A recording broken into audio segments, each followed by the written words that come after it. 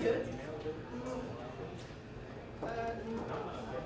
Do you have lunch en complet à la chambre quand même ça Merci.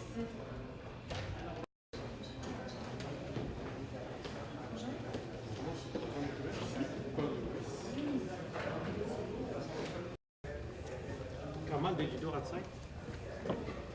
Ouais.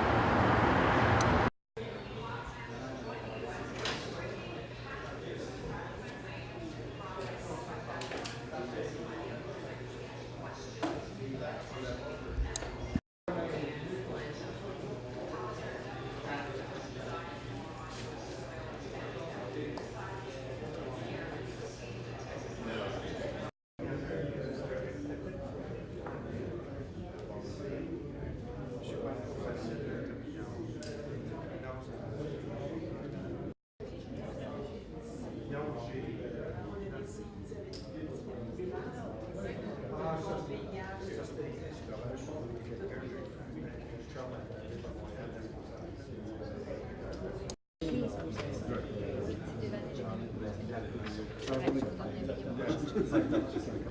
n'y a pas de table identifiée, alors je choisis les vestiaires sanitaires. Merci beaucoup. Bonjour.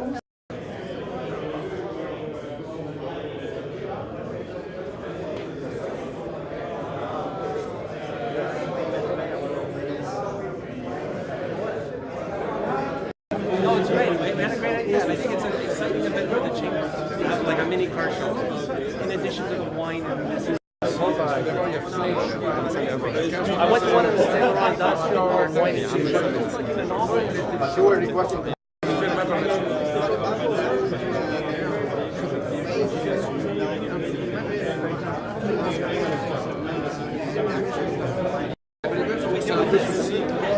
Ce qu'on appelle des orientateurs, qu'on avait dans les berges.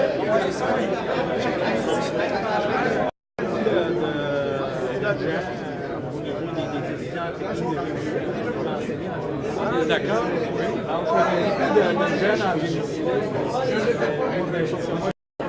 Il m'a envoyé un message. Je pense qu'il a payé le prix. Il cherchait à me payer. Parce qu'il a fait une déclaration dont j'exécutais les ordres de supérieur.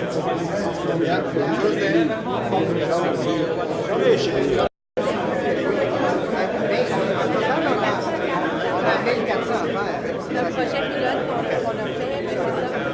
Merci pour la collaboration. C'est super bien passé.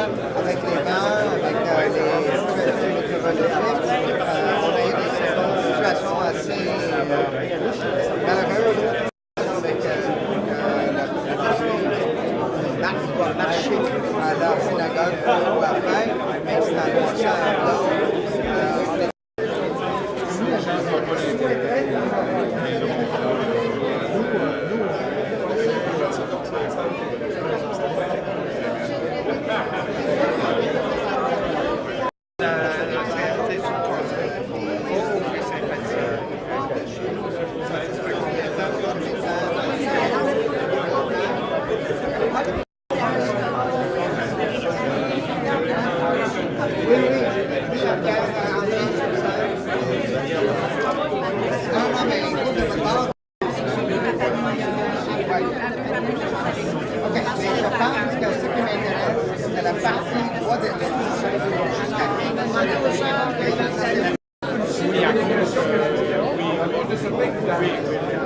Et j'avais déjà commencé à faire quelques autres un de ces athlètes, il s'appelle encore Jean-Pascal. Ah oui, d'accord. Oui, le boxeur. Ah, t'as une photo.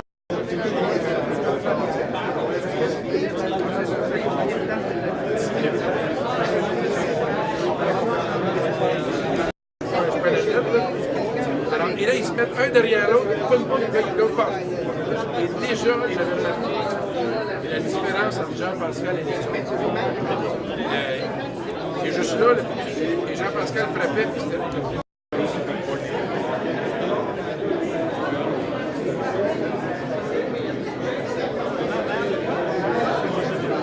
I appreciate it. Thank you very much. Are you doing that here now?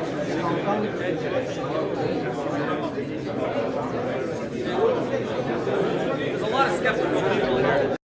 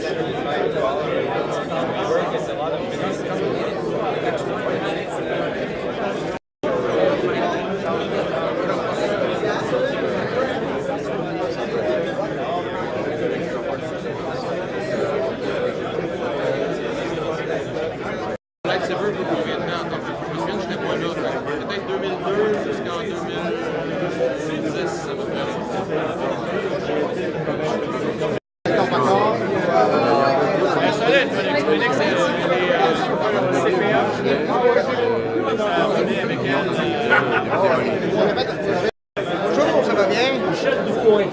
Michel, ça va bien? Oui. Méguin 1980. J'étais en couche dans ces années, OK. Tu étais dans la même année que Chantal Lacroix. Oui? Ouais, ah, OK, OK. Les négociations. Oui, Mais j'étais content de vous rencontrer parce que ça fait des années et des années. On va voir la télé. On va voir la télé. Oubliez la télé. On est beaucoup mieux après ça. On vous reconnaît, vous, on vous reconnaît, mais... Ma troisième carrière, c'est une carrière que tu peux évoluer, mais l'intention de faire ça dans la santé. Ça va, ça? L'habitude de m'envoyer là maintenant. Oui, oui, je veux dire à Chantal que je vais rencontrer. Merci bien.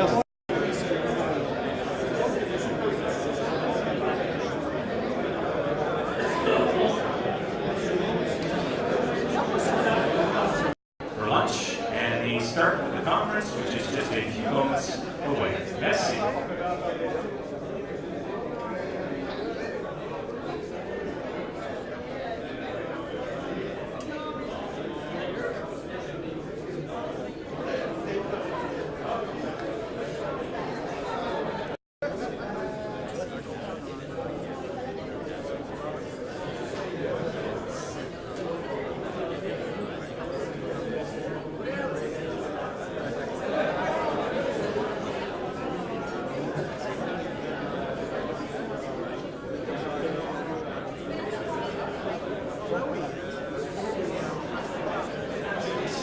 Et bienvenue à ce forum de discussion de la Chambre de commerce et d'industrie Saint-Laurent-Mont-Royal. Welcome to this special Cavendish Forum. Je me nomme Mark Shalhoub de Mark Shalhoub Communications, on-air/online video storyteller. It's my honor to be your master of ceremonies for today's proceedings. Il fait grand plaisir d'agir en tant que votre maître de cérémonie de cet événement. Alors, permettez-moi de souligner la présence de certains dignitaires, ministres, leaders parlementaires et députés de Saint-Laurent, M. Jean-Marc Fournier. The mayor of the Saint Laurent Borough, Mr. Alan D'Souza. Le maire de Ville-Mont-Royal, M. Philippe Roy. Membre du comité exécutif responsable du transport et conseiller de la ville, district de Normand-Maclaren à Saint-Laurent, M. Aref Salem. Municipal Councillor of the Town of Mount Royal, M. Joseph Daoura. Le conseiller municipal de Ville-Mont-Royal, Maître Daniel Robert.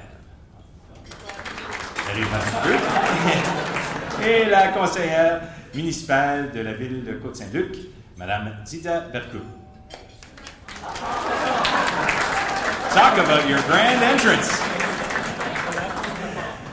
And our next dignitary is already in the house, so you really can't top this one. The president of the Chamber of Commerce et d'Industrie de Saint-Laurent-Montréal et vice-président exécutif chez T360 Solutions de paiement, M. William Abbé. Représentant le député fédéral de Saint-Laurent, Cartierville, l'honorable Stéphane Dion, M. Jocelyn Decoste.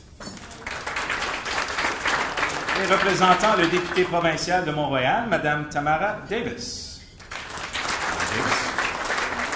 Également présents parmi nous aujourd'hui, plusieurs anciens présidents de la Chambre qui ont eu comme préoccupation le dossier du prolongement du boulevard Cavendish durant leur mandat. Messieurs Giovanni Discavi, Maître Daniel Séguin, Jean-François Parent, Patrice Ryan et Normand Chenal. Alors, permettez-moi, en premier lieu, de mettre tout de suite le vif du sujet. Le prolongement du boulevard Cavendish, qui d'entre nous n'a pas entendu cette phrase au cours de plusieurs décennies, à moins que vous ne fussiez pas encore né ou que vous visiez sur un autre continent. Je parie que non seulement vous l'avez entendu, mais qu'on vous a rabattu les oreilles avec ça. So we're here to talk about it a little more and to try to give some context to what is an extension of Cavendish Boulevard that many people would love to see happen sooner rather than later. La Chambre de commerce et d'industrie de Saint-Laurent-Montréal dit aujourd'hui « ça suffit, enough already ». Dans la sphère politique, le bruit court que le dossier serait réglé. Devrait-on s'y fier ou cela reste seulement des bruits de couloir? Alors, the last time the Cavendish extension was announced was at a press conference just over 2 years ago, but the Liberals were ousted soon thereafter in the provincial election by the Parti québécois. Well, now the Liberals, as we all know, are back in power. As the city of Côte-Saint-Luc points out on its website, a north-south Cavendish Boulevard link is the missing piece on the Island of Montreal road network. Ce projet a connu son lot d'études, d'analyses et de débats, sans compter les dépenses faramineuses qu'il a engendrées et qui auraient pu tout simplement servir à sa réalisation. Initial discussions on connecting its two parts started in the mid-1960s, and major studies were done in 1981, 88, 92, 95, 96, and 2000. Bingo. Regardons une vidéo maintenant qui montre par où le prolongement se ferait.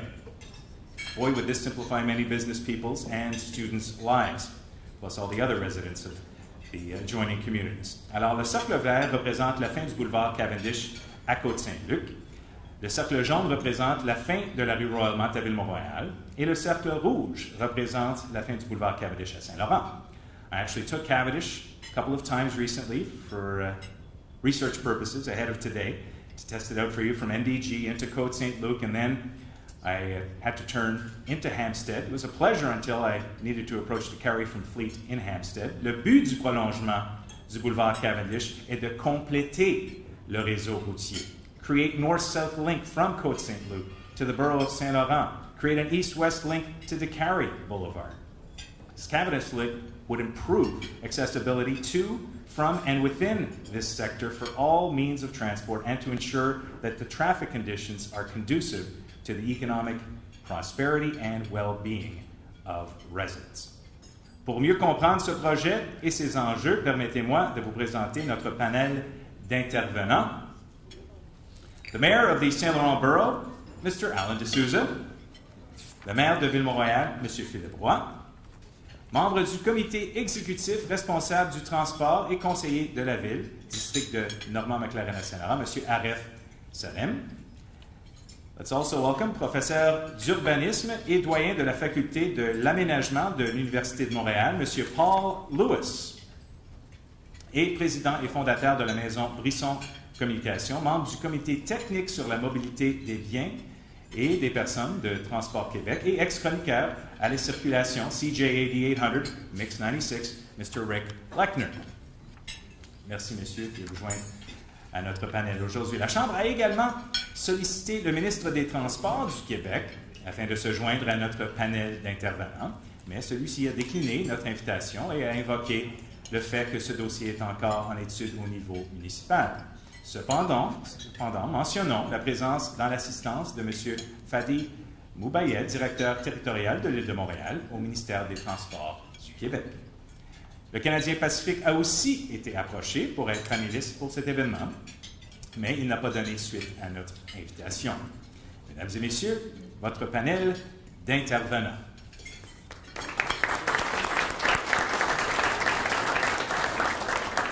Alors, permettez-moi de vous expliquer le déroulement de ce forum de discussion. Après le service du plat principal, nous aurons une présentation de 5 minutes par intervenant. Par la suite, nous aurons une période de questions. Pour ceux qui désirent poser une question, on vous invitera à venir au micro qui est situé au centre de la salle et on vous demande de vous présenter et non dire à qui la question et nous dire à qui la question s'adresse. Alors, on vous demande de vous présenter et nous dire à qui la question s'adresse. Merci de votre attention et nous vous reviendrons sous peu vers 12h40 durant le dessert. We'll be back for the speeches at 20 to 1. Bon appétit, tous et chacun.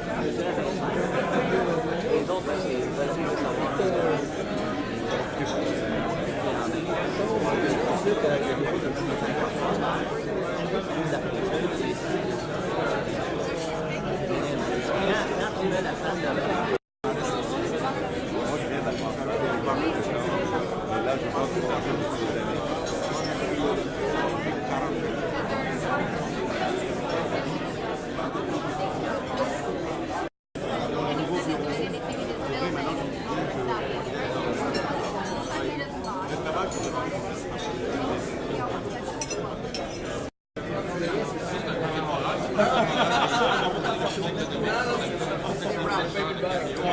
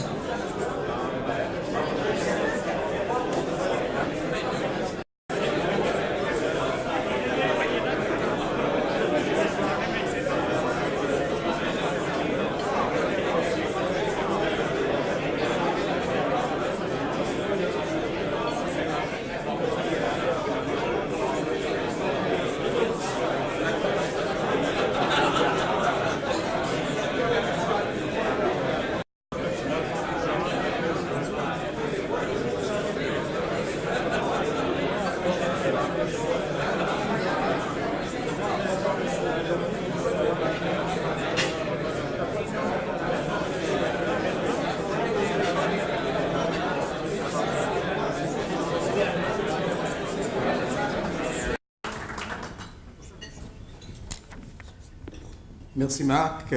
Salutations à tous les distinguées personnes. Je n'aimerais pas tous, mais je suis très content d'avoir notre ministre Jean-Marc Fournier ici, les autres représentants des autres élus, mon collègue du Conseil, tous les membres du panel, et bien à vous tous, merci beaucoup pour votre présence. Merci à la Chambre de commerce pour avoir pris cette initiative pour organiser cette panel, entre autres, pour discuter, puis aborder, puis faire apporter par la communauté toute l'extension du Cavendish vers le sud. Je dois vous dire qu'en tant que maire de Saint-Laurent, je réjouis parce que je pense que la première fois dans des décennies, les astres sont alignés.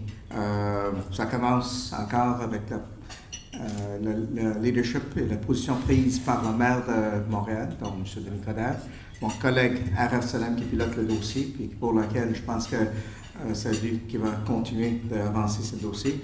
Mais je dois souligner aussi le travail en amont qui a été fait par tous les maires, soit le maire de Côte-Saint-Luc, Anthony Housefather, et de Bercu, des élus de Côte-des-Neiges, Philippe Roy, qui est maire de Ville-Mont-Royal. Tous ont fait un effort considérable pour bâtir un consensus municipal. Ce consensus n'existe pas juste au niveau municipal. M. Jean-Marc Fournier a joué un rôle important pour s'assurer que les divers élus à l'Assemblée nationale, qui aussi a la même préoccupation, donc avec son aide, M. Pierre Arcand, Kathleen Weil, à l'époque Lawrence Bergman, et puis maintenant David Birnbaum aussi tiennent le même discours. Donc, pour la première fois dans des années, on peut avoir tous les gens chanter la même chanson en harmonie sur le dossier du Cavendish. Et les engagements qui ont été faits, je pense que ça va nous aidera d'avancer le dossier. Les études sont aussi en train d'être mises à jour parce que ça doit être fait et ça doit passer devant la BAC. Mais cet effort a déjà commencé depuis septembre 2013. Et dans les jours, les semaines qui s'en viennent d'ici à mi-novembre, le plan triennal des mobilisations de Montréal va être adopté. Puis je pense que dans ça, on va sûrement avoir un premier indice vis-à-vis qu'est-ce qu'on doit attendre dans les années qui s'en viennent vis-à-vis Cavendish. Le dossier, c'est un dossier qui a beaucoup d'opportunités, mais aussi, je pense qu'il faut souligner qu'il y a des améliorations à faire. Les éléments de faiblesse, c'est toujours de sorte que, à date, on avait toujours traité Cavendish comme un dossier du transport. Et je ne vais pas enlever le volet transport, mais il faut aussi voir le volet de développement économique qui vient avec cette possibilité. On estime, moi j'estime que c'est environ au moins 2 milliards de développement est faisable dans l'axe de Cavendish, juste en avoir ça. 2 milliards, ce n'est pas des montants négligeables, c'est des choses qui peuvent aider tout niveau gouvernemental. Et en conséquence, ça nécessite une coordination de tous les maires, donc tous les 4 communautés, donc Côte-des-Neiges, Côte-Saint-Luc, Saint-Laurent, Ville-Mont-Royal, dans la planification de l'aménagement du territoire pour s'assurer qu'on peut dévoiler puis on peut faire sortir ce potentiel de développement. On ne souhaitera pas, dans un développement qui va être fait aléatoire, qu'on aura des canalisations commerciales. Imaginez-vous, si d'une barre, vous avez un centre commercial, à l'autre barre, un autre qui se construit, la compétition va être, au lieu d'agrandir la tarte, ça va réduire la tarte et puis il y aura des perdants. Donc, on a un intérêt d'avoir cette coordination et cette harmonisation. Le type de développement dans le contexte de densité, dans le stationnement et autres sont aussi importants. Si par exemple on approuve des projets de développement qui vont ajouter des milliers et des milliers des autos, pensez-vous que ça va améliorer la qualité de vie et le trafic dans cet axe? Sûrement pas. Donc, on a une obligation de le considérer, pas juste la densité, le type de développement, nos politiques nous-mêmes pour la question des autos et tout le reste qui doit suivre dans une bonne planification du territoire. Mais la difficulté s'est amplifiée parce que vous avez 4 instances différentes qui doivent tous travailler ensemble. Et on doit aussi travailler ensemble pour s'assurer qu'on peut être sensible, ne pas avoir le trafic en transit dans nos milieux résidentiels. Parce que sinon, ça va provoquer des réactions de la communauté résidentielle qui va nuire l'avancement de ce dossier au lieu de l'aider. Donc, il y a un besoin pour une vision commune dans la planification urbaine. Et sinon, il y aura une politique où chacun va se battre pour soi-même. Ça va être un bordel dans le contexte de développement, excuse le terme, mais où il y aura une perte de valeur potentielle de développement pour tout le monde. La concertation nous permet de chercher le plus. Si on travaille de façon isolée, on risque d'avoir, oui, quelques sous de taxes ici, quelques sous de taxes là-bas, mais à fin de compte, ça sera moins que si on travaille ensemble. C'est une opportunité aussi, et puis je pense qu'il faut garder le côté positif. Ça va favoriser le développement économique. Ça va favoriser le développement économique dans tous nos parcs industriels, soit de Ville-Mont-Royal, soit de Saint-Laurent ou autres. Ça va améliorer la fluidité de trafic sur l'île. Moi, j'estime que le Cavendish peut sauver facilement des gens jusqu'à 20 minutes pour tout le monde. Si vous êtes dans l'est de l'île, dans l'ouest de l'île, sud vers le nord, 20 minutes, c'est beaucoup dans ça. Pas juste dans le contexte d'aller au travail, mais finalement aussi pour le camionnage. Donc, c'est une amélioration en termes d'efficacité de développement économique. Et aussi, il ne faut pas négliger les aspects sociaux. Nous avons des familles, des entrepreneurs qui, par exemple, demeurent à Côte-Saint-Luc, mais qui ont leur entreprise, soit à Saint-Laurent, sur le West Island ou autre, et puis encore, eux, soit au niveau familial, soit des grands-parents visitant leurs petits-enfants, soit des travailleurs, les propriétaires des entreprises. Pour eux, ça va ajouter encore une grande amélioration de valeur. Donc, cette volet social, il ne faut pas sous-estimer ça aussi. It could also be as a great opportunity an environmental showcase. A showcase where we can consider how we can put on Cavendish mass transit, le transport en commun. Moi, je peux bien imaginer que de la métro Jean Talon, on peut avoir un axe au long du Cavendish qui peut amener puis desservir les parcs industriels qui se trouvent à Saint-Laurent, sur Côte-de-Liesse, près de l'aéroport et autres. Dans notre vision, on doit avoir, oui, le rabattement par les autobus pour les voies dédiées, mais pourquoi pas aussi penser plus longtemps en gardant l'espace aussi pour une tramway éventuelle. On est en train de construire quelque chose de neuf. On doit avoir la vision d'être capable d'identifier quels pourraient être les besoins de la future. Et il ne faut pas fermer les portes en pensant trop étroitement. Ça doit être exemplaire pour les bicycles, pour les piétons, parce que je pense qu'encore, comme vitrine, ça peut nous montrer comment on peut faire des choses plus intelligemment. Et le mode de jour avec le Mercadal, c'est la ville intelligente, mais pourquoi pas ne pas penser puis s'en servir de cette vitrine pour l'amélioration de la technologie pour le trafic, for smarter road design, for solar lighting. Why not consider LEED-like standards for road design, whether it's for quieter roads, laster longing roads, stormwater retention, mitigation of heat island effects. Why not a rond-point? Why not a roundabout? Is that within the realm of the possible? I don't think it should be excluded. And also, why not considering also compensation for natural spaces that a new road would ultimately take? If we want others to do it, it should be done, and we should lead by example. Je dois vous dire, pour autant que nous avons cet alignement politique, il y a encore des embûches et des risques qui nous attendent. Le tracé doit être finalisé. Pour autant que j'avais toujours pensé que c'était finalisé, j'entends encore des gens dire « Ah, mais pourquoi pas ça passe par là-bas? Pourquoi pas ça passe par là-bas? » Plus particulièrement le tracé au long de Jean Talon, entre Royalmount et Jean Talon. On doit être capable de finaliser ça pour avoir une certitude et puis pour s'assurer que ce tracé reste en place pour que quand il y aura des changements politiques à venir, mais à ce moment-là, cette volet va être connue d'avance et tout le monde va adhérer à ça au lieu de changer les choses toujours à la dernière minute. Le support politique, comme je vous dis, c'est toujours fragile. Ça a pris des années pour s'assurer que tous les niveaux gouvernementaux pourraient être alignés, mais c'est toujours fragile, plus particulièrement dans un contexte d'un projet qui va avoir un phasage, phase 1, phase 2, phase 3. Quand les priorités changent, quand les politiques changent, le financement change. Et à ce moment-là, on doit trouver des façons dans lesquelles on peut s'assurer que cette volet est attachée pour s'assurer la pérennité et la réalisation du projet. So, financing as well as political support must and should be locked in the ways that I've suggested. En conclusion, je pense que le message à vous tous, Cavendish is happening now. Much remains also to be done to make sure it is an exemplary project. C'est important pour la mobilisation de le milieu d'affaires. Votre support, c'est essentiel. C'est vous qui doit rester vigilant Et je vous invite à considérer avec la Chambre de commerce comment vous pourrez toujours avoir une connaissance active, parce que ce n'est pas un dossier d'une semaine ou 2 semaines ou 1 mois ou 2 ans, ça va être un dossier des années. Donc, si vous voulez vraiment s'assurer que ça réalise, informez-vous, prendre connaissance de l'information et s'assurer que vous avez une certaine connaissance institutionnelle qui va continuer et qui va s'assurer que les élus vont suivre. Le momentum est toujours là, mais c'est à vous aussi de s'assurer que vous tiennent les pieds des politiciens au feu. S'assurer que votre voix est entendue. Merci.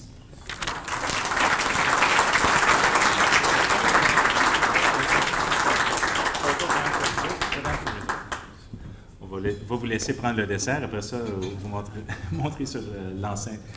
Alors, merci, M. De Souza. J'invite notre deuxième intervenant à prendre la parole, M. Philippe Roy, qui nous donnera la position de Ville-Mont-Royal dans ce dossier. M. Roy.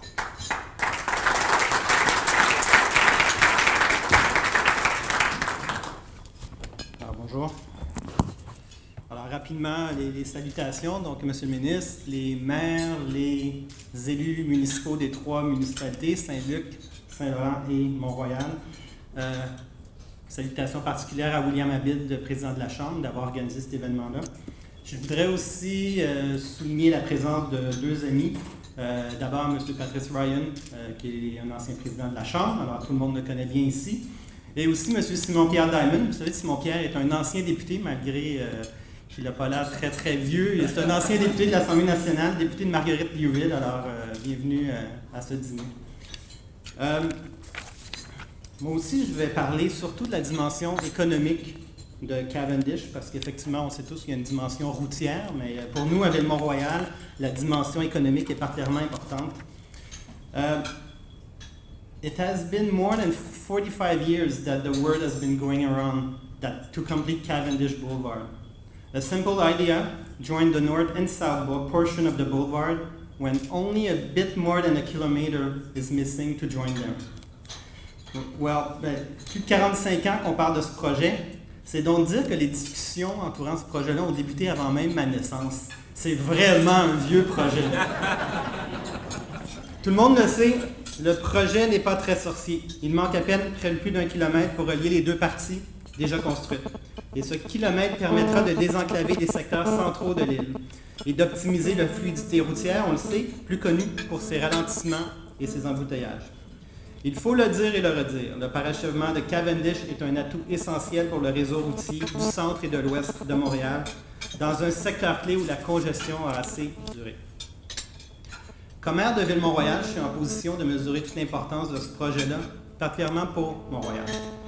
Pour Mont-Royal, le raccordement des 2 Cavendish ne signifie pas seulement d'améliorer la fluidité routière de la région, mais également le désenclavement et le relancement d'un secteur complet industriel. Il s'agira pour nous d'une opportunité majeure de développement économique. Et là, je vais demander à Sophia la deuxième slide. Alors, on connaît tous Mont-Royal pour le quartier résidentiel, notre carré à l'est de Décarie. Mais tout le côté ouest, il y a notre parc industriel qui est là, et qui est un très, très gros parc industriel. Et là, vous pouvez imaginer très bien, on pourrait déjà aller à la prochaine slide, à la prochaine diapo. On voit très bien le futur raccordement Cavendish et qui passerait complètement dans notre parc industriel et permettrait d'ouvrir. Évidemment, à l'époque, lorsque notre secteur industriel s'est développé dans les années 60 et 70, le trafic était loin de ce qu'il était maintenant. Aujourd'hui, autant à l'intérieur du secteur industriel qu'autour, la circulation est devenue un enjeu et un problème de taille. For TMR, the linking of the 2 Cavendish means greater access to our industrial area. This would mean for us a major opportunity for economic development. For us, but for everybody in the chamber. When our industrial zone was created in the 60s and 70s, the traffic was far from being what it is now. Today, the traffic circulation has become a true challenge. We often forget the importance of this industrial zone. It is right in the middle and the heart of the island. Situated at the junction of the two most important highways of Montreal, only a few kilometers away from Montreal International Airport and Montreal Downtown Core. Le secteur industriel de Ville-Mont-Royal représente 40% de la superficie de notre municipalité et compte pour voisins immédiats la cité scientifique de Montréal ainsi que le site actuel de l'hippodrome Blue Bonnet qui, on sait, sera éventuellement développé. Le secteur bénéficie d'une extraordinaire vitrine sur les autoroutes Côte-de-Liesse, Décarie et métropolitaine, en plus d'être bordée par 2 stations de métro. À une dizaine de kilomètres à peine de l'aéroport international Montréal-Trudeau et du centre-ville de la métropole et de ses universités, et à 15 km du port de Montréal, il s'agit d'un emplacement privilégié. Et évidemment, quand je parle de notre secteur industriel, je parle évidemment aussi celui de Saint-Laurent, qui est juste à côté, qui est aussi bien placé. Notre secteur industriel a une richesse foncière de près de 800 millions. Ce secteur industriel, c'est près de 20 000 personnes qui viennent y travailler chaque jour. C'est près de 1000 entreprises, certaines plus connues ou plus importantes que d'autres, en taille que d'autres. Pensons à plusieurs grands manufacturiers comme Kraft, comme Dollarama, Lise Wattier, Rockten, Ericsson, Dynamite, Pharmascience et j'en passe. Notre zone industrielle, c'est aussi le nouveau quartier Royal-Mount. Et là, on va passer à la prochaine. Ça, c'est le nouveau secteur qu'on a lancé dans les 5-6 dernières années. Donc, c'est un secteur qui fait la promotion du design et de la décoration et où se regroupent maintenant près d'une 60aine d'entreprises, de commerces, d'architectes, de distributeurs en accessoires et de designers d'intérieur. Le quartier Royal-Mount est venu donner un nouveau souffle à un moment où nos grands manufacturiers se font de plus en plus sollicités par les parcs industriels en périphérie de Montréal, là où il y a moins d'embouteillage. Et notre secteur industriel va poursuivre sa transformation. Un nouveau projet majeur sera éventuellement annoncé, projet qui revitalisera complètement une autre partie importante du secteur industriel. Le secteur industriel de Mont-Royal se transforme constamment, mais l'offre en infrastructure routière, elle, est complètement demeurée la même qu'il y a 40 ans. Aux heures de pointe, la partie est de la zone industrielle devient enclavée par les bouchons qui se créent sur Décarie et Jean Talon.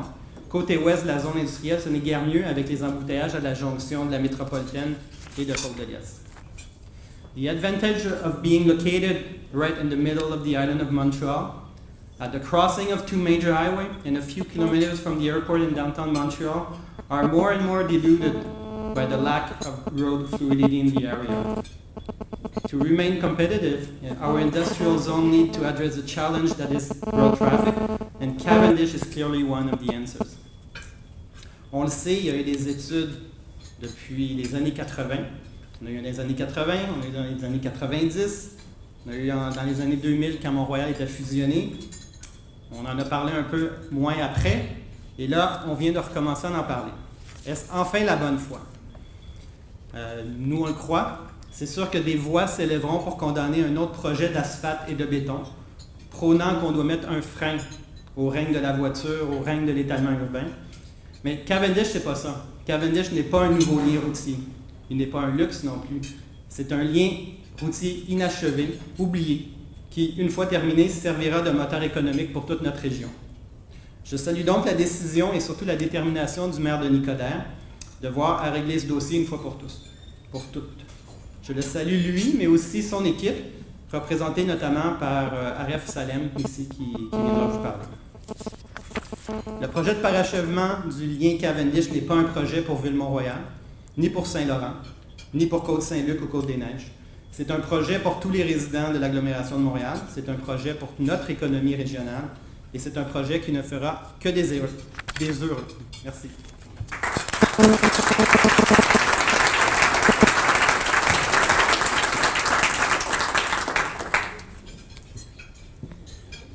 Merci bien, M. Roy. Et j'invite maintenant notre troisième intervenant à prendre la parole, M. Aref Salem. Il va dresser un portrait de la situation au niveau de la ville de Montréal. M. Salem.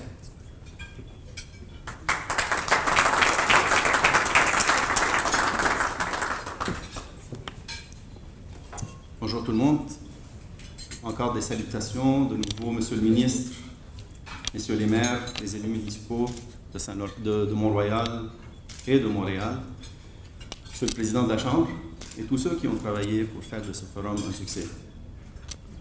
Vous savez, on ne peut plus parler de la nécessité de raccorder le boulevard Cavendish.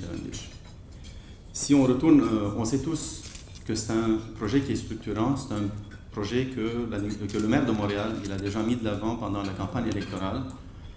Et nous l'avons identifié parmi les 6 projets structurants au niveau de la ville. Je vais juste vous rappeler, on a parlé d'histoire.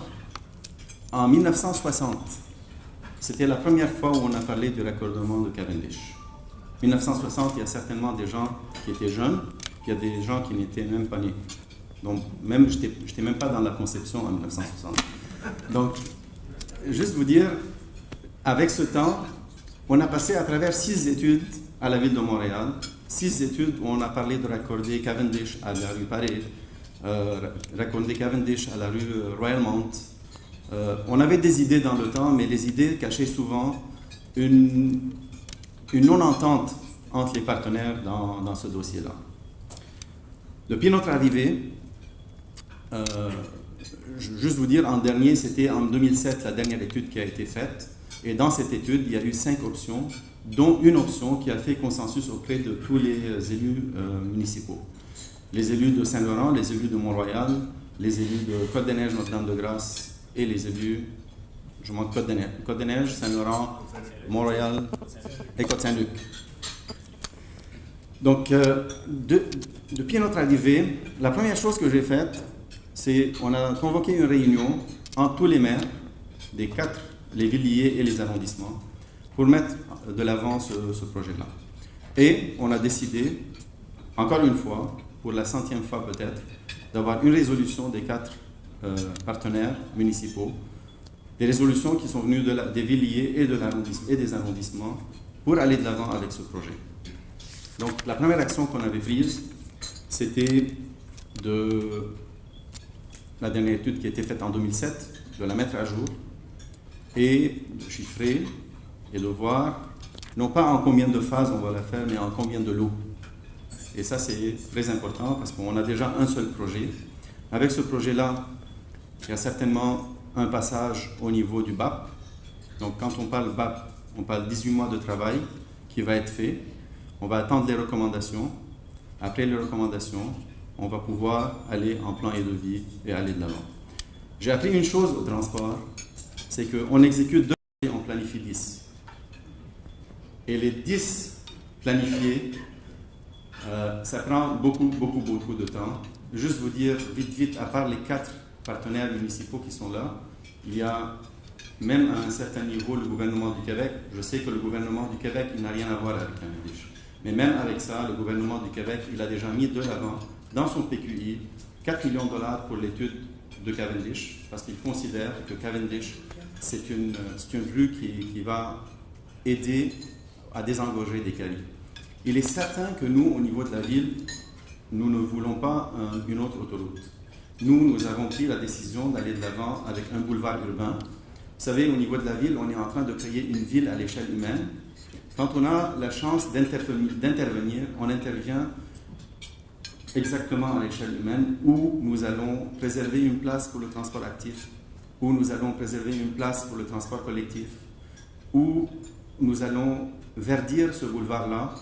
On va intervenir d'une façon à rendre ce boulevard accueillant, agréable, pour les gens qui habitent ce secteur, que ce soit pas une nuisance, que ce soit un environnement vraiment intéressant à vivre.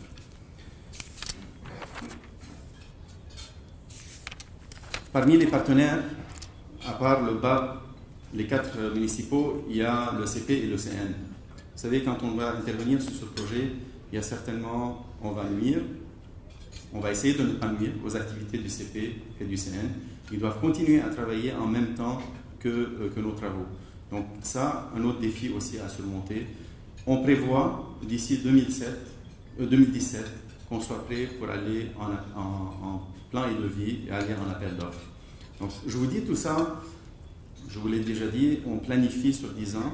Dans la planification, peut-être on ne voit pas des pelles sur place en train de travailler, mais il y a certainement du travail qui se fait en amont et ce travail prend du temps. Attacher tout le monde ensemble, juste vous donner un exemple, SRB P9, ça a pris 9 ans pour que 4 arrondissements de la ville de Montréal se mettent d'accord.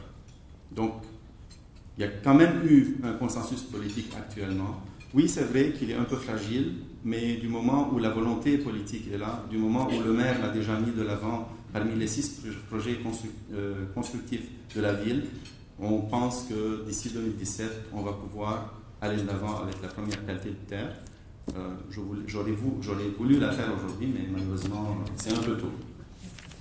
Donc, comme je vous ai dit, vous allez voir dans le PTI de la Ville de Montréal un montant d'argent qui va sortir, qui serait pour 2017.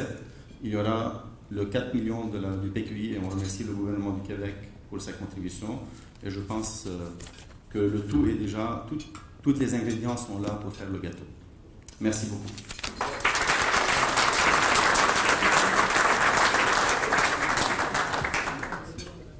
Merci bien, M. Salem. Maintenant, pour notre quatrième présentation, la Chambre a voulu avoir le point de vue neutre d'un expert en urbanisme qui nous donnera son opinion professionnelle sur les enjeux et le développement économique du projet. Mesdames et messieurs, accueillons M. Paul Lewis à prendre la parole.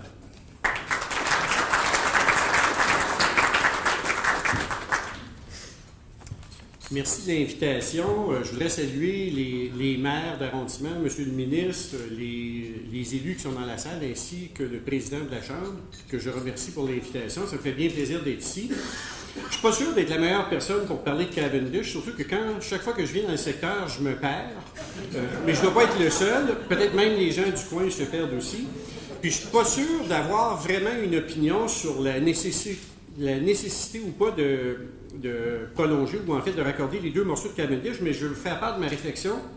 Puis à la fin, je vais vous donner un certain nombre d'éléments de réflexion sur le projet, mais je vais situer mon propos sur un plan un peu différent de celui de ceux qui sont venus avant moi, parce que je ne suis pas un décideur et donc j'ai un point de vue nécessairement différent. Je vais partir de deux constats sur la planification des transports au Québec dans les dernières années. Le premier constat, c'est qu'on a beaucoup de plans de transport, schéma d'aménagement, plans d'urbanisme, où on retrouve des propositions en matière de transport. Il y a donc beaucoup de priorités sur la table, pas toujours cohérentes entre elles. Puis ce qu'on constate au bout de quelques années, c'est que plusieurs des projets qui ont été imaginés ne se réalisent pas. C'est pour ça qu'on parle encore aujourd'hui du raccordement de Cavendish. J'étais né la première fois où on en parlait, mais je jouais avec mes Dinky Toys à l'époque. Mais c'est un vieux projet, on en retrouve plein comme ça. Je viens de l'Outaouais, dans les années 80, on disait que si l'autoroute 50 s'appelle l'autoroute 50, c'est parce que ça va prendre 50 ans avant de l'avoir. Puis je crois qu'on ne s'est pas beaucoup trompé. Peut-être qu'on aurait pu l'appeler l'autoroute 60, mais peut-être que le nom était déjà choisi, je ne sais pas trop. Puis, d'autre part, c'est que ce qu'on constate, c'est que souvent, les projets qu'on va réaliser n'étaient pas dans les plans. L'exemple du prolongement du métro à Laval est un exemple assez intéressant qui, à l'époque où ça a été prolongé, c'était dans les plans de personnes, clairement. Il y a donc un problème de planification qui peut être dysfonctionnel, on peut le dire ça comme ça, mais il faut se rendre à l'évidence qu'on a un problème pour établir nos priorités. La rationalité des projets n'est pas toujours facile à comprendre. D'autre part, il y a beaucoup d'éléments manquants dans le réseau. Depuis quelques semaines, on parle du prolongement ou en fait de la construction de l'autoroute 19, qui est un élément manquant du réseau. Puis quand on regarde les cartes, on se rend compte qu'il y a quand même un certain nombre d'éléments qui manquent encore dans le réseau par rapport à ce qui avait été planifié dans les années 50-60 au Québec. Cavendish est un exemple de ce type, qui est peut-être pas du même impact que certains autres projets, mais qui a peut-être un impact local extrêmement grand. Deuxième constat que je voudrais faire, c'est que depuis un bon nombre d'années, puis c'est notamment vrai dans la région de Montréal, il y a un consensus sur la nécessité de refaire l'équilibre entre les modes de transport pour favoriser le transport collectif et actif. Et donc, puis quelqu'un avant moi qui l'a évoqué, c'est qu'on se pose la question, est-ce que oui ou non, on doit construire de nouvelles routes, de nouveaux liens routiers? Parce que si on construit de nouveaux liens, ça va avoir tendance à encourager peut-être l'utilisation de l'automobile et créer un problème qu'on ne sera peut-être pas capable de résoudre à long terme. Mais c'est clair, il y a un consensus dans la région, puis au Québec de façon générale, sur l'importance de réduire la dépendance à l'égard de l'automobile, réduire les émissions de gaz à effet de serre, réduire les impacts environnementaux, consommation d'essence et ainsi de suite. C'est un élément important à garder en tête quand on réfléchit au prolongement de Cavendish. Maintenant, la question, est-ce qu'on doit ou non prolonger ou en fait raccorder les deux tronçons de Cavendish? Ou en fait, moi je dirais ça autrement, c'est à quelles conditions le projet de raccordement peut être acceptable? J'ai plutôt tendance à être contre les extensions du réseau routier pour les raisons que je viens d'évoquer. Ça a un impact sur l'utilisation de l'automobile, c'est clair. Plus on a de routes, plus les gens vont l'utiliser, plus ça va être difficile de développer du transport collectif. Ça a un impact aussi sur les budgets. Quand on se promène au Québec, un peu partout, on est obligé de constater que notre réseau routier est en très mauvais état Et peut-être qu'une des explications, c'est pas tellement qu'on n'est pas capable de bien l'entretenir, mais peut-être qu'on a trop de routes par rapport à la capacité qu'on a de payer. Donc, les extensions, il faut les voir de façon, je dirais, rigoureuse ou être plutôt prudent quand on développe le réseau routier. D'autre part, on a un réseau routier qui est relativement extensif au Québec, malgré tout.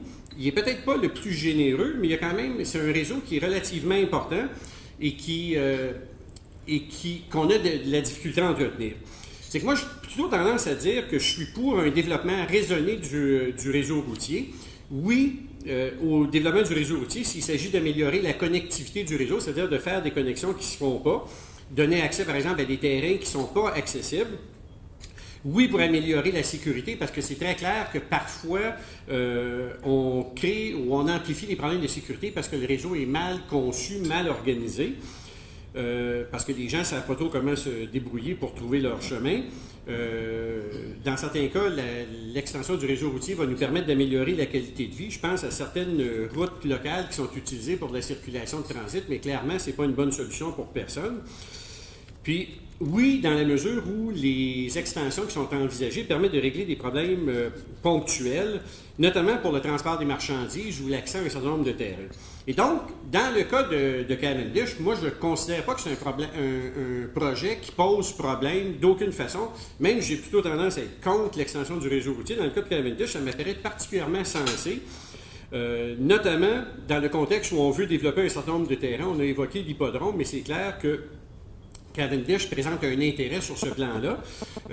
Ça présente un intérêt aussi dans le contexte. Je crois que ça n'a pas été évoqué ce matin ou ce midi, mais ça présente un intérêt dans le contexte où on aura beaucoup de chantiers de circulation, beaucoup de chantiers de construction autour de cette zone-là, notamment Turcot qui s'en vient bientôt.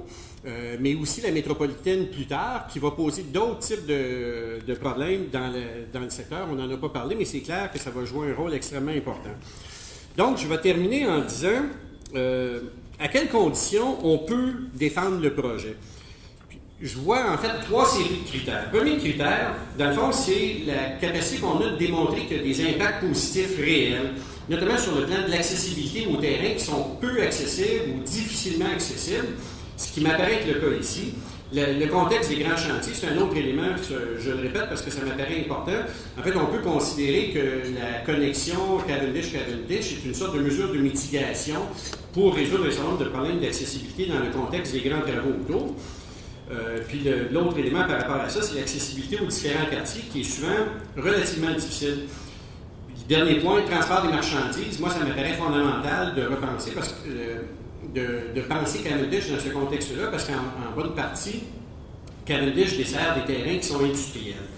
Deuxième série de critères, ça a été évoqué ce matin, puis je trouve que c'est extrêmement intéressant comme idée, c'est qu'il faut réussir avec ce projet-là à limiter les impacts négatifs sur les quartiers, notamment les quartiers résidentiels. En fait, c'est pour ça qu'on fait des routes de transit. La circulation de transit doit aller sur des routes de transit. Cavendish, c'est une route de transit ou une collectrice peut-être, mais l'objectif, clairement, c'est pas pour desservir des quartiers résidentiels directement, mais c'est pour permettre de canaliser la circulation qui ne doit pas se retrouver sur des rues locales. Puis le dernier élément, ou dernière série de critères, je pense que ça concerne notre capacité à démontrer que les gains sont clairs par rapport au coût qu'on va mettre. 50 millions, 150 millions, 250 millions, c'est pas la même chose. Et il faut réussir à développer un projet pour lequel les gains pour la société sont plus grands que les coûts qu'on va consentir. Cavendish, puis je termine avec ça, c'est un projet qui n'a pas réussi à s'imposer pour le moment. Ça fait 50-60 ans qu'on en parle. Mais c'est pas parce que c'est pas un projet qui est intéressant ou qui n'est pas justifié, mais c'est parce que d'autres projets l'étaient davantage au moment où les décisions ont été prises.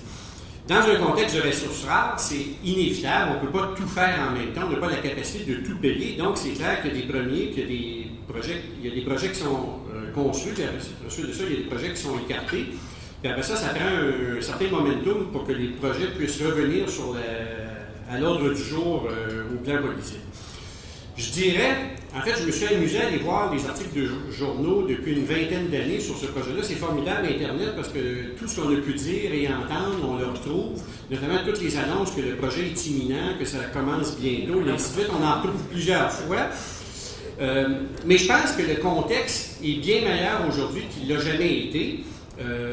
Mais il faut quand même garder un certain scepticisme face à un historique qui est aussi long. C'est-à-dire que si le projet était justifié il y a 20 ou 30 ans et on n'a pas réussi à le faire, mais il faut peut-être se dire qu'aujourd'hui, la bataille est peut-être pas totalement gagnée dans la mesure où on ne sera pas capable de défendre ce projet-là par rapport à d'autres projets qui sont peut-être plus intéressants. Même les gens qui veulent le construire, dans le fond, sont aux prises avec des ressources en quantité limitée, puis en fait, il faut établir des priorités. C'est que l'enjeu, c'est de réussir à mettre Cavendish dans le haut de la liste des priorités.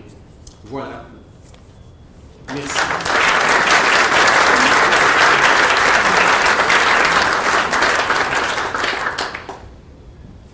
Merci bien, M. Lewis. Et pour notre dernière, mais non la moindre présentation, avant de passer à notre période de questions, nous avons invité une personne qui a longtemps travaillé à titre de chroniqueur à la circulation à CJ88 Mix 96, the Iron Sky and Helicopter for many a year. Il est membre du comité technique sur la mobilité des biens et des personnes de Transport Québec et s'exprimera sur les problèmes de circulation et comment ce projet peut favoriser la mobilité des biens et des personnes. Please welcome our final speaker, Mr. Rick Light.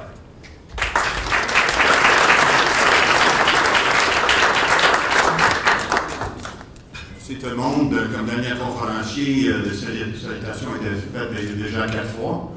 Et je ne veux pas que ça depuis dans le trafic d'échangeurs de crédit comme ça. Bon après-midi. Merci, messieurs, pour tes présentations très informatives. J'aimerais maintenant vous offrir la perspective aérienne et des usagers. C'est moi. Dans le coin. J'ai commencé à survoler Montréal en hélicoptère en 1969 et j'ai constaté que je suis vraiment le seul ici parmi les conférenciers avec des cheveux gris. Ayant cette vue privilégiée, c'était évident presque dès le début qu'un lien important dans l'ouest de la ville était manquant qui pourrait faciliter la mobilité des biens et des personnes. Boulevard Cavendish était donc, dans ces années, fermement était sur le radar. En effet, le concept de prolonger Cavendish à une distance de même pas 1,5 km était discuté pendant les années 50. Depuis ce temps, il était devenu une de football. Au moins les Alouettes ont gagné quelques coups gris. Tandis que le prolongement de Cavendish n'a même pas réussi à franchir 10 verges pour le premier essai. Jusqu'à présent, des millions de dollars ont été dépensés sur les études de faisabilité, mais les coûts reliés à notre économie, j'ai pris cette photo cette semaine. En temps perdu, la non-productivité et la frustration de la part des usagers, le manque de leur qualité de vie, ainsi que la détérioration plus rapide de nos routes sont énormes, même incalculables. Chaque matin, les gens engorgent des routes comme Fleet, Van Horn, Plamondon, Isabella, ainsi que beaucoup d'autres rues entièrement, supposément résidentielles, pour se rendre à Décarie, la seule route existante qui offre un accès direct pour aller vers le nord ou vers l'ouest de l'île. According to Origin Destination Studies, opening Cavendish would significantly reduce traffic going through Côte Saint-Luc and Hampton. A 2003 study estimated that 37% of morning traffic would rather go north along Cavendish instead of east along Fleet to Décarie. By 2007, that had risen to approximately 55%, and I'm sure it's more than that today. That's over 10,000 vehicles daily, which if Cavendish was open, would allow streets to return to their normal use residential. Clearly, this would also significantly reduce traffic on Décarie. Un autre effet majeur est la surcharge de trafic à l'intersection de Décarie et Jean Talon, un coin très mal conçu, incapable d'accepter ce volume de circulation. Il y a aussi un impact à l'échangeur de Décarie, un secteur sérieusement touché par la congestion, 200 000 véhicules par jour. Il faut aussi mentionner les enjeux de sécurité. Actuellement, il n'y a que 2 sorties de la ville de Côte-Saint-Luc, Cavendish et Westminster, et ceux-ci sont seulement vers le sud.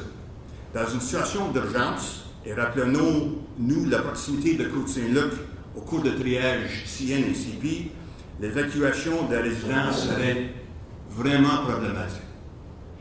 Et voilà quelques réalités qui existent depuis les longues décennies. Dans le passé, le projet était souvent bloqué ou reporté par certaines de nos élus. Je m'excuse.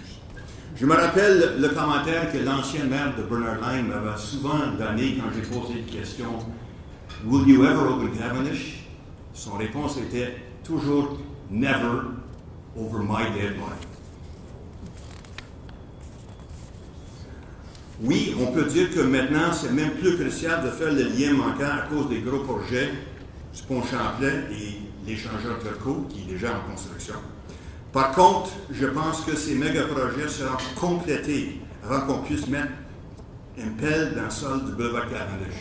Et c'est dommage. But as they say, it's never too late.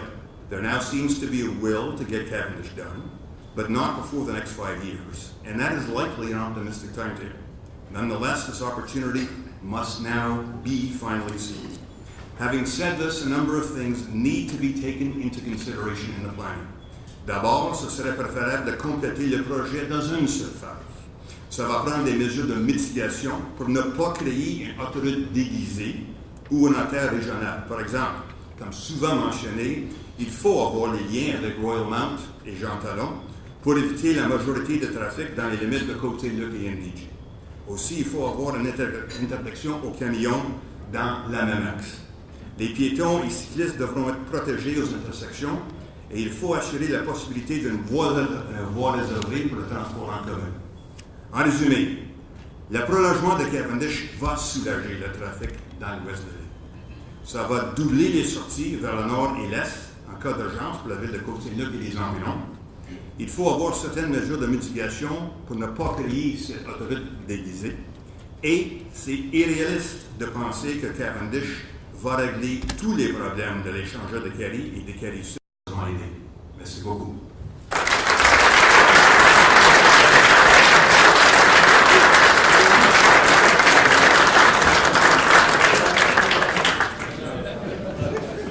Thank you, Mr. Lechner. Alors, ceci termine les présentations de notre panel, mais avant de passer à la période de questions de l'auditoire, j'invite tous nos panélistes à me joindre ici en scène pour répondre aux questions. Et prenons les deux premières questions de la part de notre président de la Chambre de commerce et d'industrie Saint-Laurent-Ville-Mont-Royal, M. William Habib, after which we'll open up the floor for some questions from you in the audience. Alors, M. Habib, allez-y, s'il vous plaît. Merci.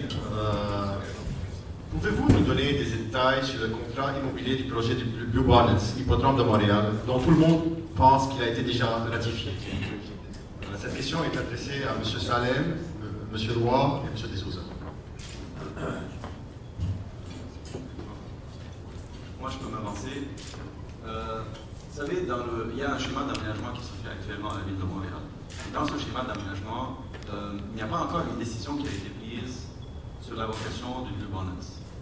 Il y a certainement des gens qui se penchent actuellement à voir est-ce que c'est une bonne chose qu'on le fasse complètement résidentiel ou est-ce qu'il y a moyen de faire quelque chose de plus résidentiel, commercial ou complètement industriel.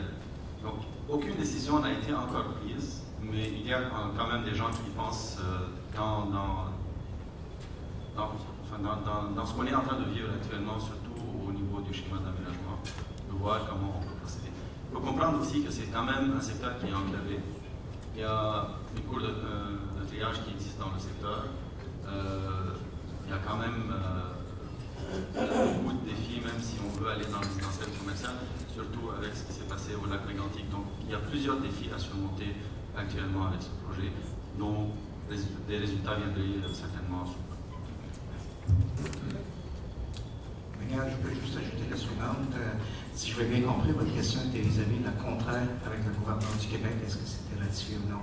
Le conseil municipal avait adopté ça en mars 2012.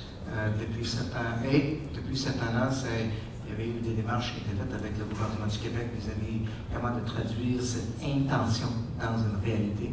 Le dernier contrat a passé la conseil dans une version finale en juin 2013. Ça reste à être signé de tout ce que j'entends, soit avec l'administration montréalaise, mais aussi avec le gouvernement du Québec, avec quelques petites hicks vis-à-vis qui va faire quelle démolition des bâtiments qui sont là et la décontamination, mais le restant devrait s'assurer que la signature devrait être faite incessamment. Merci. Votre deuxième question? Monsieur Fournier, quelques précisions? Je ne veux pas accaparer le plancher, mais quelques petits éléments d'information, puisque le gouvernement du Québec, effectivement, a déjà fait une contribution, annoncé qu'il souhaitait apporter une contribution. Mais juste avant, je voudrais m'adresser à la question qui est dans toutes les têtes. Vous avez parlé tantôt du scepticisme. Jusqu'à un certain point, les gens de la salle sont même cyniques plutôt que sceptiques. C'est normal, parce que quand ça fait toujours longtemps, on finit par passer du scepticisme au cynisme. Et je voulais juste partager avec vous une aventure qui m'est arrivée. Avant d'occuper la fonction d'enseignant, j'ai occupé pendant 14 ans dans le comté de Châteauguay. Et il y avait un projet autoroutier, qui n'était pas terminé à l'époque, c'était l'autoroute 30, dont on disait qu'elle avait aussi 50 ans. Et je veux juste vous dire ce qui s'est passé. Elle est terminée. Et comment c'est arrivé? Ben, c'est arrivé par d'abord du leadership politique. Mais le leadership politique tout seul, ça fonctionne pas. Ça prend beaucoup de gens qui se réunissent les uns avec les autres. À l'époque, le monde municipal s'est associé à ceux qui étaient les élus du terrain, pas les élus des autres terrains, peu importe la formation politique. Les élus qui sont sur la place. Le monde municipal s'est associé. Les chambres de commerce ont occupé une place prépondérante dans l'occupation du territoire médiatique pour dire que c'était important. J'en conclus donc que ceux qui sont cyniques, je vous suggère d'être vraiment sceptiques et d'apporter votre contribution comme vous le faites aujourd'hui à la Chambre de commerce. Aujourd'hui, de relancer le débat, mais pas de le faire juste une fois. Il faut être imaginatif, lancer presque des stunts publicitaires, être présent, ramener le dossier, réactiver les raisons pour lesquelles c'est important. Autant moi j'ai cru que l'autoroute 30 était importante, autant je sais que j'ai raison aujourd'hui. Autant je crois que Cavendish doit se faire. Évidemment, la différence, c'est que là, c'est un dossier municipal, il n'est pas un dossier provincial. Mais pour le réaliser au provincial, il fallait que le monde municipal appuie, il fallait que les gens d'affaires appuient ceux qui sont capables de voir les retombées. C'est exactement la même chose. Alors, on voit, puis je sais qu'il y a eu beaucoup d'évolutions dans les positions des partis, mais aujourd'hui, on est à un carrefour. Les acteurs du terrain local sont en faveur. Le maire Coderre en a fait une priorité parmi l'ensemble des choix qu'il a, puis il y en a des choix. Il en a fait un choix. Alors nous, collectivement, on a une décision à prendre. Est-ce qu'on intervient pour appuyer? C'est entre nos mains, et là, les gens vont dire « Oh, mais c'est celui qui parle en avant, ou celui qui a le micro, c'est dans ses mains. » C'est dans vos mains à vous aussi. Vous allez peut-être être surpris de ça, mais c'est dans vos mains. En activant avec la Chambre de commerce une pression constante là-dessus, en allant chercher d'autres gens d'affaires autour de ça. Un point pour le rôle du provincial. C'est une route municipale. Quand on a commencé, quand moi je suis arrivé ici en 2010, je me suis bien réalisé, je connaissais déjà le dossier par contre, mais bien réalisé l'importance des citoyens. Pour les citoyens, vous savez, payer des taxes au municipal, au provincial, au fédéral, ils savent à qui ils l'envoient, mais pour eux autres, c'est des taxes. Ils s'attendent qu'on travaille tous ensemble. Alors ça, c'est la première préoccupation. Il faut savoir, essayer d'aider, comment on peut contribuer. Quand est arrivée une opportunité avec Blue Bonnets, le ministre des Finances avait la possibilité de transiger avec Montréal pour dire Blue Bonnets, les courses c'est fini, aménager le territoire, faites en sorte que Montréal puisse en tirer profit. Pas juste moi, mon collègue Arcan, Catherine Bale, Lawrence Berman, on est intervenu auprès de M. Bachand pour dire tu ne peux pas faire ça sans faire le lien avec Cavendish. Vous avez les cartes à côté. Et non seulement a-t-il accepté de faire le lien, mais il a dit, comme ministre des Finances à l'époque au nom du gouvernement, que les profits du gouvernement lors de la vente de terrain, il n'a pas commencé encore, d'abord on les faire démolir avant. Lorsqu'interviendra les ventes de terrain au fait des constructions, la partie qui est liée à Québec, parce que c'est 50-50, elle sera consacrée à la Ville de Montréal pour taguer. L'argent doit être tagué. C'est ça, nous autres, on va forcer pour qu'il soit tagué. Pourquoi? Parce que c'est un incitatif pour aider la Ville, qui a bien des défis, tout ça, comment nous, on peut apporter une contribution. Alors, je tiens juste à dire que, et je le répète au nom de mes collègues, je le dis à REF, je le dis à la Chambre de commerce, continuez de nous amener dans le loop, on va être auprès de vous, on va vous appuyer, on va être heureux de participer à tous les événements que vous allez faire pour que l'ensemble des intervenants de Montréal puissent comprendre combien cet investissement-là est important, puis on va continuer de tenir le front pour qu'on puisse, à Québec, apporter notre soutien. Je crois que c'est notre rôle d'élus localement de dire comment on peut chacun apporter notre contribution. Et je veux terminer en disant, aujourd'hui, considérer, en faisant un lien sur le calendrier, que c'est la première journée de la dernière marche qui amène à ce que Cavendish soit terminé. Ça ne veut pas dire que ça va être demain. Ça veut juste dire que ça va se faire. Mais il faut passer du cynisme au scepticisme. Et après ça, on va être capable de le faire. Merci. Merci, M. Fournier.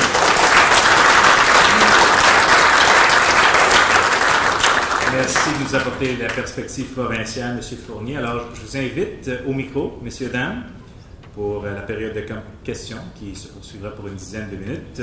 For the question period, please approach the microphone either on my left or my right, monsieur. Oui, bonjour. La question s'adresse à M. Lecker. Sur votre slide, vous avez marqué, parce que j'ai beaucoup entendu le développement économique avec le développement de Cavendish, mais dans votre cas, vous disiez pas de camions. Si moi, je suggère pas de camions au sud de viaduc à Côte-Saint-Luc et Cavendish. Autrement dit, il faut laisser les camions, d'après moi, jusqu'à les intersections de façon qu'il va faire ça royalement, pour les liens royalement de Jean Talon. Les camions ne peuvent pas circuler dans les limites de Côte-Saint-Luc au sud de la chemin Fleet, ne peuvent pas aller jusqu'à la rue Saint-Jacques. Par contre, bientôt, ils vont installer une autre voie de service sur la rue Cavendish qui va, d'après moi, réduire ce qui est la charge d'une voie dans chaque direction. Comme ça, oui, il va y avoir les camions dans les plans, j'imagine, mais jusqu'à des intersections qui vont relier via Jean Talon et Royalement à l'autoroute de Cali. Oui, je comprends bien. Merci. Oui, bonjour, Tita Bercu, je suis conseillère municipale Côte-Saint-Luc. J'apprécie cette journée de cette conférence. J'ai beaucoup apprécié, M. Arcan, aussi, quand vous avez dit, ministre Arcan, que... Je m'excuse. Non, parce que vous avez mentionné... Non, je sais que vous êtes M. Fournier, mais quand vous avez mentionné que les profits vont aller à Cavendish, c'est ça, justement, on poussait pour ça dans le temps, pour que, quand l'entente avec... entre Montréal et Québec se faisait, on voulait justement que les profits soient réinvestis dans le Cavendish. Et ça m'amène à l'autre sujet. C'est moi qui... En fait, vous avez vu au tout début la présentation sur notre site web. Ça fait des années, depuis 2006, 2007, 2008, 2012, en tout cas, tout ce que vous voyez sur le site web de Côte-Saint-Luc, et je vous invite d'aller voir, c'est des présentations que j'ai faites avec le maire de Côte-Saint-Luc aux différentes commissions, puis aux différents groupes de travail, puis de recherche, etc., sur le projet. Alors, on continue à travailler, on est en faveur, mais il y a une chose de branding que je voudrais vous mentionner. Depuis un certain temps, moi, je parle de Cavendish Royal Mount Cavendish. Et la raison, c'est pour toutes les raisons que les panélistes ont données.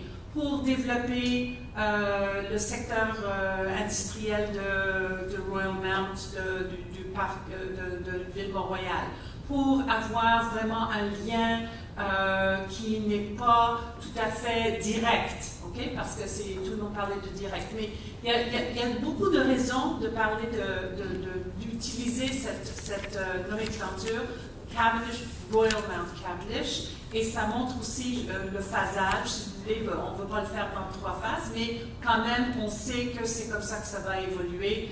Il va y avoir la première phase à Royal Mount, puis la deuxième. Et aussi, c'est une question de technique en ingénierie. On ne peut pas faire un seul viaduc, parce qu'on ne peut pas faire un tunnel Louis-Hippolyte Lafontaine entre les deux extrémités. Ça nous prend 2 viaducs de 300 mètres chacun. Vous savez, un viaduc normal, comme on a sur Cavendish ou différents endroits, c'est à peu près 300 mètres. Alors, c'est 300 mètres à Royal Mount. Après, 300 mètres de Cavendish, Côte-Saint-Luc vers Royal Mount. Et au milieu, il va y avoir un carrefour. C'est comme ça que c'est l'idée des ingénieurs, mais c'est aussi une idée qui rallie tous les autres concepts qu'on a entendus ce matin. Alors je pense que, en tout cas, moi je vous inviterais d'en parler plus comme ça pour justement susciter l'imagination dans la population, de bien comprendre de quoi on parle. Merci. Merci bien, Mme Zita Berthoud.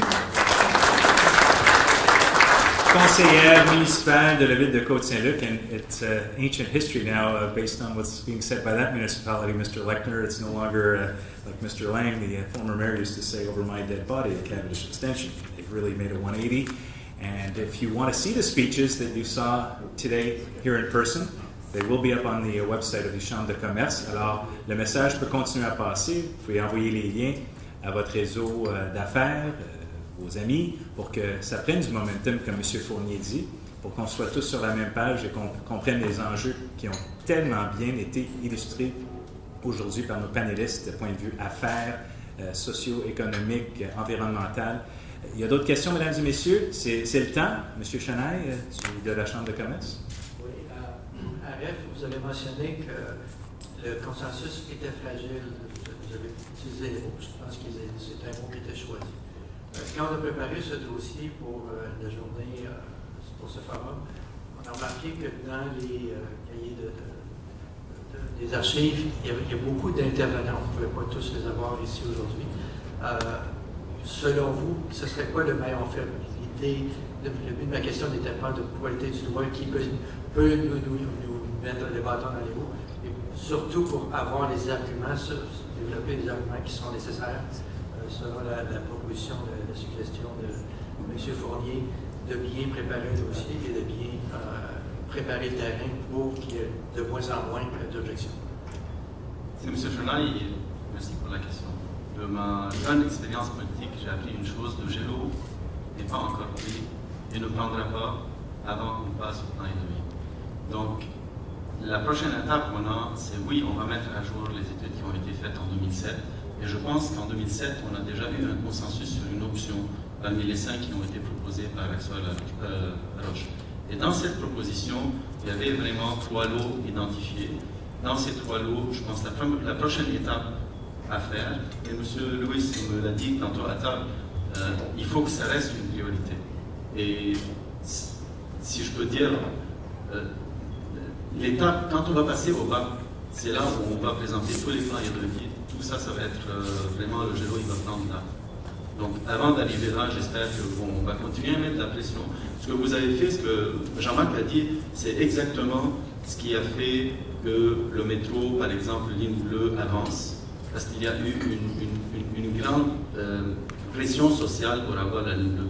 Donc, si vous voulez qu'on avance avec le projet au niveau prioritaire, ça prend aussi une action des gens d'affaires, des gens communautaires qui sont dans le coin et qui le veulent et qui le fassent d'une façon assez forte, qu'ils le disent d'une façon assez forte. Nous, de notre côté, on va continuer à avancer au niveau politique et passer à travers toutes les étapes. Donc, moi, c'est juste une constatation pour le moment, si tu veux, juste pour me rassurer, parce que je suis, même si je suis libéral, je suis conservateur de nature. Donc, dans mon conservatisme, je ne dirais pas que le projet il est déjà gagné et tout avant qu'on aille vraiment au bas. Deuxième question, je crois qu'il a été mentionné que la demande a été faite au BAP. La demande, ce qui s'est passé, c'est que le BAP, il a un grand projet comme ça. On a demandé au BAP son avis. Il a dit il faut absolument que vous passiez par là. On a dit ben, on le fait en plusieurs phases dans ce temps-là. Il a dit non, c'est 3 îlots. Donc c'est un seul projet, 3 îlots. Donc on doit absolument passer par là. Donc c'est un passage nécessaire qui va prendre à peu près 18 mois de travail. Donc, dans ce cheminement, on aura le temps peut-être de voir les recommandations qui vont venir et ajuster l'option 2 ou ajuster selon les recommandations. Parfait. Dernière chance pour une question à nos panélistes. Alors, ceci est clair ensemble de la vie que Cavendish, ça suffit. Enough already. It's time to get the extension done. Messieurs de Souza, Roy, Salem, Lewis et Lechner, merci de votre participation aujourd'hui, messieurs.